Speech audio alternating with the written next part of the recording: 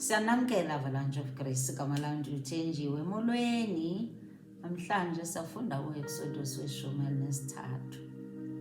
Sagqibela lamini sisenza u-Exodus weshumi elinesibini, sikwisibetho seshumi nokuphuma kwamaSirayeli eYiputa. Kwesi sibetho seshumi ke bekubulawa ama-firstborns amaYiputa nawakafama. Kwavuka phaya kukho isikhalo inguyi baqodo eYiputa. Kwathiwa hambani, kungekho mzi ongakhaliyo ngoba umzi nomzi firstborn yalapho yabulawa yi-angel of death. Namhlanje ke ku-Exodus 13 uqala uYehova esithi kuMoses, verse 2, ndingcwalisele onke amazibulo, yonke into evula isizalo phakathi koonyana bakaIsrayeli, kumntu nakwinkomo, kwiinkomo nasebantwini, makabangcwalise. That means akabakhuphe as holy. Yonke into ethi lizibulo li-holy, so they should be set apart as holy.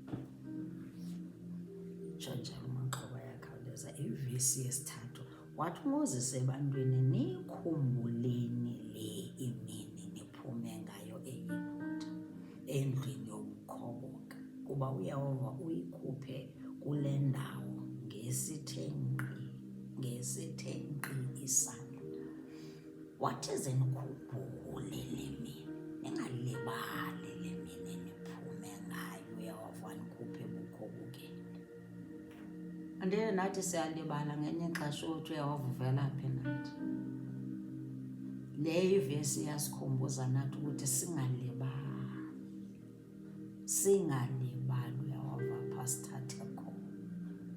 Ungakhawulezi ulibale apho uYehova avela nawe khona. Ukhumbule uYehova ukhuphe ngesandla sakhe esinqe. Awuzikhuphanga pha, ukhutshwe nguye. eYiputa lo bukuyo awuzikhuphanga. Singalibala uYehova avela nathi khona. Verse 4, lo ngumhla eniphume ngawo ngenyanga enguAbhibhi. Utsho njalo uMoses, uyabakhumbuza ukuthi nibambe le nyanga eniphume ngayo kaAbhibhi. Niyikhumbule uYehova phanithatha khona. Into elandelayo ke yimithetho elandelayo ukuthi abaxelela into ukuthi ze batye izonke ezingenamagwele, iintsuku zibe-7. Zininzi ke ilanto imithetho abanikwa yona nguYehova, ekufuneka nathi imithetho asibekele yona singabuyilibala, siyenze yonke into ethethwa yiBhayibhile. Sikhumbule apha avela nathi khona. Exodus 13 uyasikhumbuza. uMoses esitsho sithi ze ningalibali, nathi masingalibali apha avela khona. Singena apho ke namhlanje singena khona, singena kwivesi yeshumi elinesixhenxe. Uhambo lwabo, sifuna uva uhambo lwabo ekhokhelwa ingadlangala uqobo lwayo. Oh, haleluya. Kwathi akubandulula uFaro abantu, uThixo akabakhokhela ngendlela yelizwe lamaFilisti, nakuba ibimfutshane, kuba wathi uYehova, hleze abantu bazohlwaya bakubona imfazwe babuyele emva. uYehova xa bephuma pha wabahambisa ngendlela ende, ebaprotector ukuthi laba mhlawumbi babuyele emva ebukhobokeni, mabahambe ngale ndlela ende. ndithi nathi uyasenza njalo uyahova uhamba nathi, uba nathi in worst situations, ahambe nathi noba indlela inde kanjani, unathi uprotecta thina siyibona loo nto leya, siyazi, sikhalaza kakhulu, sithi kunini iminyaka, sibala iminyaka uba kunini kunjeya. UYehova uzawumbulela ngenye imini, nam ndizambulela ngenye imini. Ndithi uYehova ndandingamazi uba wayendiprotektha kangaka, ndandizibuza into yoba nje nam uzawudlula nini na kule ndlela imxinwa.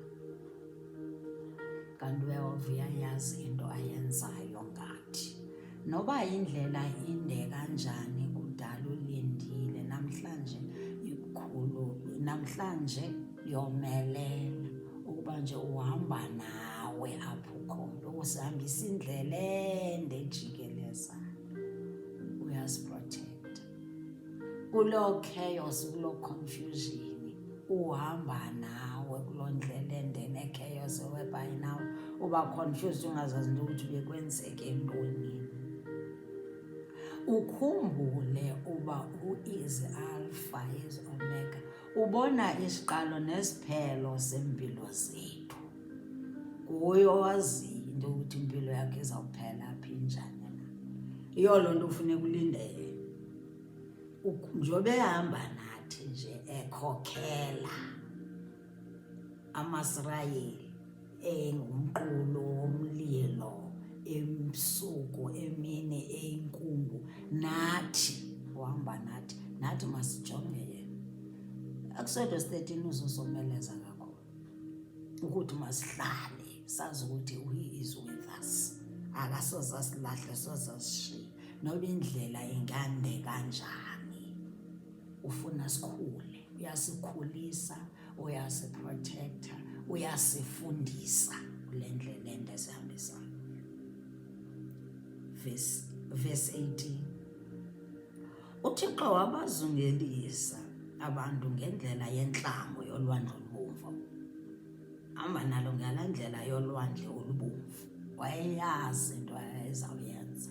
Nawe le ndlela uhamba ngayo, landela yena, masilandele yena kwiintsuku zokugqibela. Sazi ukuthi sikhokhele Yehova, sikhokhele, ndikhokhele Yehova endleleni yam, mandibone wena, ndiyazi ukuthi unam.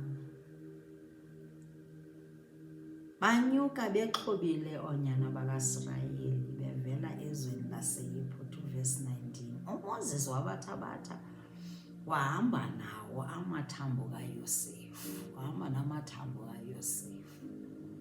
Ayibona into ukuthi nje nabahamba nomaxhoba ayakhawuleza, bagcine yonke laa mthetho ukuba uYosefu wayetshilo wathi zenanihamba apha zenihambe namathambo wabo.